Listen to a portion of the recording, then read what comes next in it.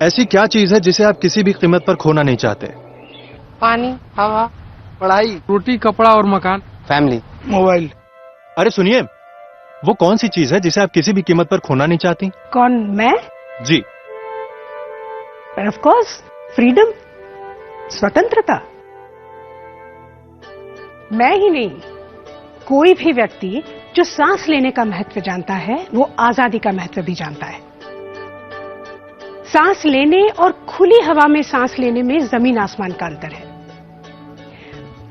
अगर आपको विश्व के सारे ऐशो आराम, सारी फेम दे दी जाए और बदले में आपसे बोलने की आजादी, लिखने की आजादी, स्वच्छंद घूमने की आजादी, अपने मन मुताबिक नौकरी, फैशन, खाने पीने की आजादी छीन ले तो जिंदगी नर्क नहीं बन जाएगी? एक पिंजरे में कैद पंछी और एक खुले गगन में उड़ते पंछी में यही फर्क है।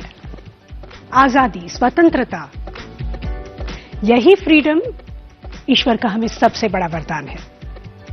और हमारी इस स्वतंत्रता को जो सोशियो पॉलिटिकल सिस्टम प्रोटेक्ट करता है उसे कहते हैं डेमोक्रेसी, प्रजातंत्र, देश के नागरिकों की मर्जी से चलने वाला तंत्र। अच्छा मुझे बताइए, हमारे देश में प्रजातंत्र कब से है? 1947 के बाद। हमारी आजादी के बाद से लोकतंत्र है। 1950। करीब करीब 70 साल हो गए। मुझे भी यही लगता रहा कि भारत में डेमोक्रेसी की स्थापना 26 जनवरी 1950 को हुई। जी हां, एक औपचारिक और कॉन्स्टिट्यूशनल रूप में। पूरे विश्व में यह माना जाता है कि डेमोक्रेसी की शुरुआत ग्रीस में हुई। मैं आपको याद दिलाती हूं दो शब्द जिसको हमने अपने घरों में बचपन से सुना है लेकिन अब भूल गए शायद। राम राज्य। तुलसी रामायण का एक प्रसंग है जहां राम ने अपनी सभा में अयोध्या के लोगों से कहा कि आप सब खुलकर अपने विचार मुझसे कहें और निडर होकर मेरे निर्णयों को अस्वीकार करें। इसीलिए गांधी जी ने भी राम राज्य के आदर्शों को प्रजातंत्र की नींव माना है, क्योंकि राम के लिए प्रजा राज्य से ऊपर थी। और जहां प्रजा की आजादी राज्य से ऊपर हो उसे तो स्वर्ग ही कहते हैं। जनपद, जनसभा, पंचों की राय, लोकमत यानी कॉन्सेंसस, इसके तमाम उदाहरण वैदिक काल की रचनाओं में मिलते हैं। और सिर्फ इतना ही नहीं, वैदिक काल में लोगों की सभा या समिति के पास राजा को बर्खास्त करने का भी अधिकार था। चाणक्य ने भी चंद्रगुप्त मौर्य को हमेशा राजा नहीं राजन कहा, क्योंकि राजन का मतलब लोगों द्वारा चुना हुआ राजा होता है। बौद्ध समय के पाली ग्रंथों के अनुसार उस समय भारत में कई सफल गणतंत्र राज्य थे और यह है विजयनगरा, जिसे हम हम्पी के नाम से जानते हैं। यहां की भी यही विशेषता रही है कि राजा के बाद राजा का बेटा नहीं बल्कि वो राजा बनेगा जो न सिर्फ काबिल हो बल्कि जिसे प्रजा का प्यार, आदर और विश्वास भी प्राप्त हो। यह है तमिलनाडु कांचीपुरम में मंदिरों की नगरी उत्तिरामेरूर। यहां के वैकुंडू पेरुमल मंदिर के इंस्क्रिप्शंस में 8वीं और 9वीं सेंचुरी में पल्लवा डायनेस्टी के समय डेमोक्रेसी और सेल्फ गवर्नेंस का वर्णन है। लोकमत हमेशा से हमारी शान रही है और इसीलिए तमाम इंडिपेंडेंट किंगडम्स होने के बावजूद भारत हमेशा एक राष्ट्र बनकर रहा। कल्चरल डेमोक्रेसी में भी पूरे विश्व में भारत का कोई जवाब नहीं। हम वसुधैव कुटुंबकम के सिद्धांत को लेकर चले और जो भी यहां आता गया वो पूरे सम्मान के साथ यहां समाता गया। लेकिन इसी का फायदा उठा के कुछ गलत शक्तियों ने हम पे हमला करके हमारी आजादी छीन ली। वो आक्रमण, लूट और गुलामी और शोषण के 1000 वर्ष भारत के महान इतिहास का सबसे घुटन और अंधकार भरा समय था। उन्होंने हमें प्रताड़ित तो किया, पर आजादी को लेके हमारे अंदर जो एक स्पिरिट था, जो चेतना थी, उसे वो खत्म नहीं कर पाए। और देश के हर कोने से जवान, बूढ़े, अमीर, गरीब, पुरुष और स्त्रियों ने आजादी का एक ऐसा आंदोलन छेड़ा कि आखिरकार 15 अगस्त 1947 को आजादी के इन दुश्मनों को भारत छोड़ के जाना पड़ा। हम आजाद तो जरूर हुए, पर जाते जाते अंग्रेज अपनी डिवाइड एंड रूल पॉलिसी के तहत हमें पूरी तरह से लूट के, तोड़ के और जर्जर करके चले गए। बंटवारे का आघात, ठप कृषि, उद्योग और व्यवसाय, गरीबी और भूखमरी, कठिनाइयां, हर तरफ अंधकार ही अंधकार था। विश्व की नजरों से देखें तो उस वक्त प्रजातंत्र चुनना हमारे लिए आग में कूदने से कम नहीं था। लेकिन विश्व शायद ये नहीं जानता था कि डेमोक्रेसी हमारे लिए कोई चॉइस नहीं है, क्योंकि लोकतंत्र हमारा स्वभाव है। डेमोक्रेसी भारत का डीएनए है। आज भारत सिर्फ सबसे बड़ी ही नहीं, बल्कि सबसे मजबूत और सबसे ज्यादा प्रगतिशील डेमोक्रेसी भी है। और इतनी बड़ी डेमोक्रेसी चलाने के लिए कितनी बड़ी व्यवस्था लगती है, क्या आपको इसका अंदाज है? हमारे यहाँ कई लेवल्स पर इलेक्शंस होते हैं। पार्लियामेंट से लोकसभा और राज्यसभा इलेक्शंस, स्टेट्स के असेंबली इलेक्शंस, काउंसिल इलेक्शंस और फिर पंचायती राज जैसे local body elections, societies, clubs और लगभग हर संस्था में इलेक्शंस होते हैं। आप जानते हैं कि 2014 के जनरल इलेक्शंस में टोटल कितने लोगों ने वोट किया? 86 करोड़ 35 लाख लोगों ने। पूरे इलेक्शंस में सरकार के लगभग 3,500 करोड़ रुपए खर्च हुए। 10 लाख ईवीएम मशीन्स का इस्तेमाल हुआ और लोकसभा की 543 सीटों के लिए 8,251 कैंडिडेट्स ने इलेक्शन कॉन्टेस्ट किया। सोचिए कितना पैसा और कितने लोग लगते हैं एक सक्सेसफुल इलेक्शन एक्सरसाइज को कंडक्ट करने में। भारत की डेमोक्रेसी की सफलता का मुख्य कारण है भारत के लोग। ये एक संघर्ष और साहस की कहानी है। सर्दी हो, गर्मी हो, आंधी हो, तूफान हो, बर्फ हो, बाढ़ हो, भारत के लोग घर से निकलकर अपना वोट डालना अपना फर्ज और लोकतांत्रिक धर्म मानते हैं। आज मैं आपको मिलवाने जा रही हूं भारत के सबसे पहले वोटर से। वो आज 103 साल के हैं, लेकिन वोट डालने का उत्साह एक छोटे बच्चे जैसा है। श्याम शरण नेगी जी कल्पा हिमाचल प्रदेश के एक रिटायर्ड स्कूल टीचर हैं। 1951 में आजाद भारत के पहले जनरल इलेक्शन में सबसे पहला वोट नेगी जी ने डाला। उन दिनों में अनपढ़ होने के नाते पब्लिक ये नहीं जानती थी कि हम आज तक गुलाम देश में थे। देश आजाद होने के बाद इलेक्शन का सिलसिला 1952 से होना था, लेकिन हमारे कन्नौर में ठंड इलाका होने के नाते 6 महीना पहले कराया, यानी 1951 के अक्टूबर में यहाँ इलेक्शन हुआ। मैंने वोट देना था कल्पा से, ड्यूटी देनी थी फ्रंटिंग से, तो शाम को घर आया और घर आकर के दूसरे दिन 6 बजे जहाँ इलेक्शन होना था वहाँ जाकर के अपना वोट डालकर दौड़े दौड़े मैं अपनी ड्यूटी पर फ्रंटिंग निकला था। और जगह से 6 घंटा पहले मेरा वोट बक्से में पड़ा, इस वास्ते मेरा नाम फर्स्ट वोटर में आया। कोई वोट मेरे से आज तक नहीं चुका, चाहे पंचायत में बोलो, विधानसभा में बोलो, लोकसभा में, हर वक्त मैं वोट देते हुए आ रहा हूँ। 100% खुशी खुशी के साथ जाकर के अपना वोट देने से पीछे न रहे। ठंड हो, बारिश हो, बुखार हो या जोड़ों में दर्द हो, अपने गांव के छोटे बच्चों को वो डेमोक्रेसी का अर्थ समझाते हैं और साथ ही लोगों को वोट डालने के लिए प्रेरित करते हैं। आएगा और देश की उन्नति होगी, देश की भलाई होगी।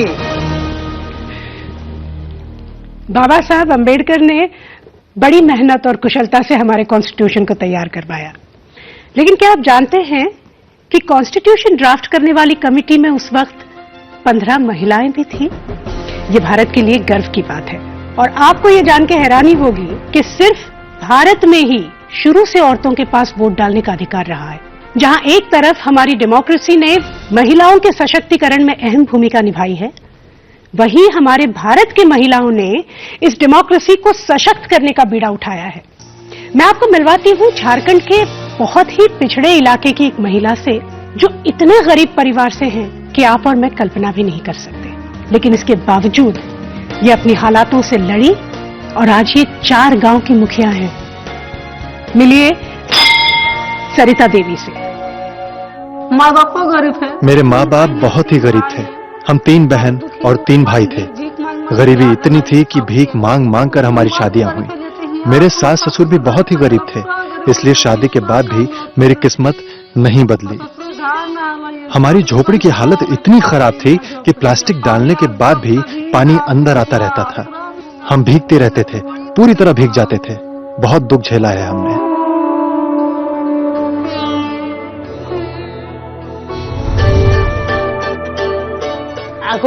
मेरे पति पेंटिंग का काम करते थे। काम करते करते उन्हें कुछ लोग मिले जो चुनावों में काम करते थे। उन लोगों ने मुझसे भी पंचायत में काम करने के लिए कहा। मैं काम करने लगी। पंचायत में काम करते करते उन्होंने मुझसे पूछा कि मुखिया पद के लिए खड़ी होंगी। मैंने कहा कि हाँ, खड़ी होंगी। महिला चुनाव में मुझे खड़ा कर दिया और मैं चुनाव जीत गई। भारत के प्रजातंत्र की ताकत देखिए कि सरिता देवी न ही सिर्फ इस गांव से जीत के यहाँ की मुखिया बनी, बल्कि इन्होंने अपनी ईमानदारी और अपनी लगन से इस गांव का कायाकल्प कर दिया। मेरे पास 10 वार्ड हैं। 10 वार्ड को लेकर चलना होता है। सरकार की जो भी योजना आती है, मैं आम सभा बुला के उसको सब वार्ड में लोगों तक पहुंचाती हूं और काम जोरों से शुरू कर देती हूं। इन्होंने जब मुखिया पद में चुना गए तो स्वच्छ भारत मिशन के तहत इन्होंने बहुत काम किया। पूरे पंचायत में शौचालय निर्माण कराए। मैंने आवास बनवाए हैं, हैंडपंप लगवाए हैं, स्कूल बनवाए हैं, सड़कें बनवाई हैं, सब कुछ बनवाया है। सरिता देवी एक्चुअली की साक्षर है, पढ़ी लिखी उतना नहीं है। चाहे शौचालय के विषय में हो, चाहे पीएम आवास के विषय में हो, पेंशन के विषय में हो, पुल पुलिया के विषय में हो, सरकार के चिट्ठी का अनुसार सरिता देवी को मैं मदद करता हूँ। अनुसार ही सरिता देवी ग्राम सभा पर चाहे अन्य योजनाएं लेती है और काम करती है।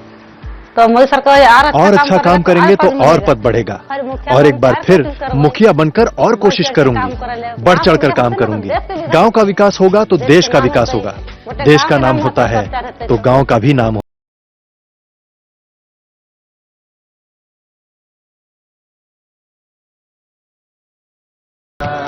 भविष्य में भारत को ग्लोबल लीडर बनने के लिए एक स्ट्रांग डेमोक्रेसी बने रहना बहुत जरूरी है। हमारे youth, thought leaders, visionaries, achievers, policy makers, ये सब क्या सपना देख रहे हैं?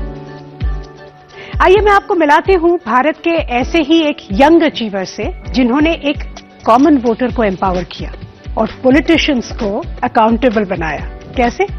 टेक्नोलॉजी से। मिलिए पंजाब के प्रथम मित्तल से। यूएस की टॉप यूनिवर्सिटी वॉर्टन में पढ़ने के बाद और 7 सालों तक यूएस में एक सक्सेसफुल बिजनेस चलाने के बाद ये सिर्फ इसलिए भारत में वापस आए ताकि अपने देश की डेमोक्रेसी को ट्रांसपेरेंट और स्ट्रांग बना सके। नेता ऐप आपने डेवलप किया है, तो सबसे पहले इसके बारे में बताइए कि ये है क्या? जैसे बच्चों का रिपोर्ट कार्ड होता है। हाँ। और रिपोर्ट कार्ड के चक्कर में बच्चे पढ़ते हैं, हार्डवर्क करते हैं। हम चाहते थे कि नेताओं का भी एक रिपोर्ट कार्ड हो। ओह, वेरी गुड। इसमें जो टीचर है वो जनता है। जनता डिसाइड करेगी कि कौन से नेता को कितने नंबर मिलने चाहिए। और हमारा विजन ये है कि जब कल को लोग वोट करने जाएं तो लोग जाति के आधार पे या जो झूठे वादे किए जाते हैं उनके आधार पे वोट ना करें, लेकिन जो लोगों ने उनको रेटिंग दी है, जो उनकी रिपोर्ट कार्ड बनी है, उसके आधार पे लोग वोट करें किसी को। इसको ऐसा समझ लीजिए जैसे आप कभी रेस्टोरेंट में जाते हैं। हाँ। यदि आपको रेस्टोरेंट का एक्सपीरियंस अच्छा लगता है तो आप उसको एक अच्छी रेटिंग देते हैं। राइट। यही सेम चीज हम नेताओं के साथ कर रहे हैं। एंड कैसे सोचा इसके बारे में? जब हमें आइडिया आया थोड़ा सा, हाँ। तो हमें लगा ऐसा जरूर ऑलरेडी एग्जिस्ट करता होगा मार्केट में। हाँ। जब हमने सर्च किया हमें पता लगा कि कुछ है ही नहीं ऐसा जो एग्जिस्ट करता है। तो हमने सोचा कि इसको इंडिया में एक एक्सपेरिमेंट के तौर पे लॉन्च किया जाए। मैं इतना बौचक्का रह गया कि मैम आप बिलीव नहीं करेंगे कि जो कभी स्कूल नहीं गया वो मोबाइल ऐप डाउनलोड करता है, यूज करता है, लीडर्स को रेटिंग देता है। तो आपके कितने यूजर्स हैं अभी आपके भारत में? टोटल हमारे पास हम 1.5 करोड़ से ऊपर मतदाताओं ने ऐप को यूज किया है। पर आपका क्या विजन है अभी इंडिया को लेके, अपनी डेमोक्रेसी को लेके? मुझे ऐसा लगता है कि सब चीजें टेक्नोलॉजी ने बिल्कुल ही डिसरप्ट कर दी हैं। पॉलिटिक्स भी आने वाले टाइम में डिसरप्ट होगी। या आप ले लीजिए अकाउंटेबिलिटी को, कि नेता अकाउंटेबल नहीं हो पाते कभी कभी, या स्पेंडिंग को, कि हमारा जो एक्सपेंडिचर हो रहा है गवर्नमेंट का वो कहाँ जा रहा है। तो ये सारी चीजें जो हैं अभी भी थोड़ी हमारी वीकनेस है। तो नेता ऐप उसमें एक छोटा पार्ट प्ले करने की कोशिश कर रही है। लेकिन इसमें कुछ आपको प्रॉब्लम्स आए, कहीं कुछ हर्डल्स आए ऐप क्रिएट करते हुए on your way to success? तो अभी हाल ही में जब इलेक्शंस चल रहे थे और हमने ऐप को थोड़ा प्रमोट करना शुरू किया ग्राउंड लेवल पे, तो जो लोकल पॉलिटिशियंस हैं वो थोड़े हिल से गए। राइट। ऐसा भी तो हो सकता है ना कि नेता जो वेल इंटेंशनड नेता है उनको फीडबैक नहीं मिल पाती कि वो अच्छा काम कर रहे हैं, बुरा काम कर रहे हैं, या कौन से क्षेत्र में उनको काम करना चाहिए। सही बात है। हाँ, अभी हाल ही हुए इलेक्शंस में नेता ऐप ने 96% एक्यूरेसी से प्रेडिक्ट किया कि किसको कितनी सीट्स मिलेंगी। जब तक प्रथम मित्तल जैसे यंग अचीवर्स मौजूद हैं, तब तक हमारी डेमोक्रेसी को कोई नहीं रोक सकता। अगर आप डॉक्टर, इंजीनियर, वकील या आर्किटेक्ट बनना चाहते हैं तो उसके लिए कॉलेजेस हैं, इंस्टीट्यूट्स हैं।